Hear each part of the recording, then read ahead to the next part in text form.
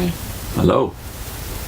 In this segment, we're back to chapter 4 of Daniel.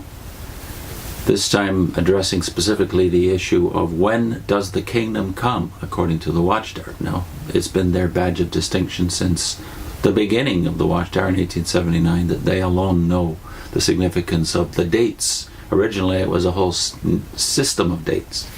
The last one of those system of dates that Russell originally had is the 1914 doctrine, and you begin to wonder whether or not that will not go the way of the others when time continues to go by. We just wanted to go back to the end of chapter 4 to deal with the official application of this tree vision that Nebuchadnezzar has, and it's chopping down. What is the official interpretation that Daniel gives to Nebuchadnezzar?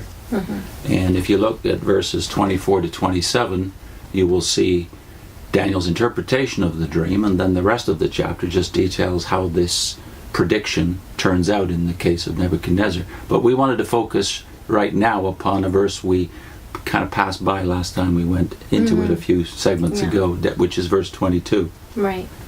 It is you, O king, because you have grown great and become strong, and your grandeur has grown great and reached to the heavens, and your rulership to the extremity of the earth. So he's saying, this dream is about you, Nebuchadnezzar, and your rule. That's pretty explicit. And your rule will be interrupted by 7 years of madness and then restored. That's his interpretation of that dream. I believe Leon Wood, in his commentary on the book of Daniel, makes the point that this is parallel to the situation we remember from the life of David, his great sin of adultery and murder, and Nathan being sent with a message from God to him in the form of a parable. Right. Tells him a story.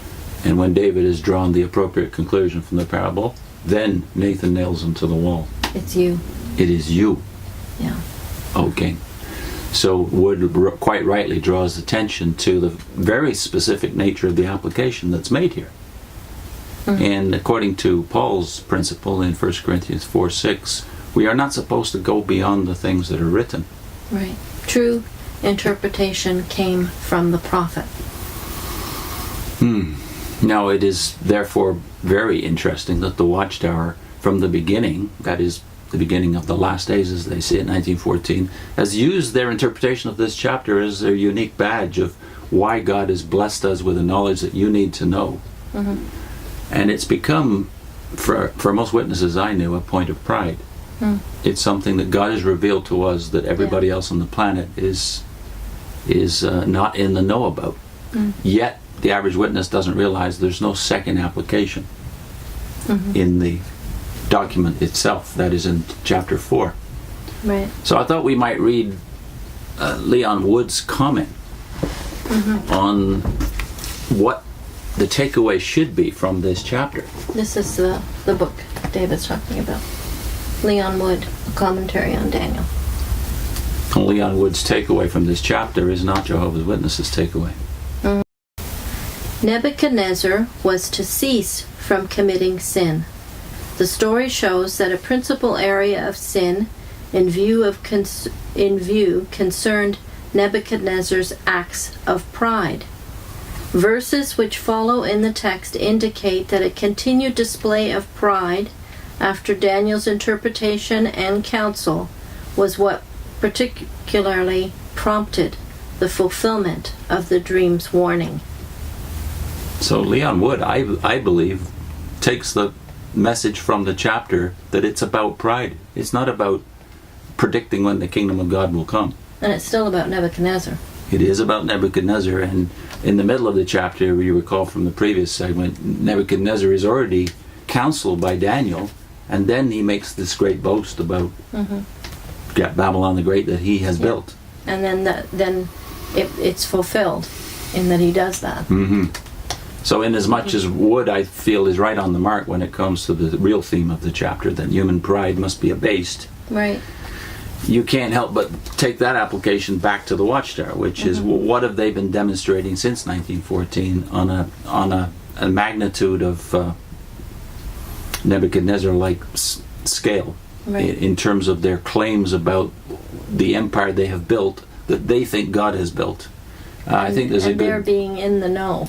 Yeah. So actually, we were going to read from their book, Our Incoming World Government, God's Kingdom. Which I forgot to do last time. Yes, we missed it the last time. So it's about chapter 2, verse 44, right? What page in the book? It's on page 67 of the book. Those kings, or whatever political rulers, have since come to power on earth, have refused to pay attention to the good news of the kingdom that has now been given a worldwide publication. They or their governments have opposed or even violently persecuted the Christian preachers of the good news of Jehovah's established messianic kingdom. So this was about 244. This is about 244. But they've explicitly admitted that their message is distinct, and it's not about Jesus or the kingdom in general.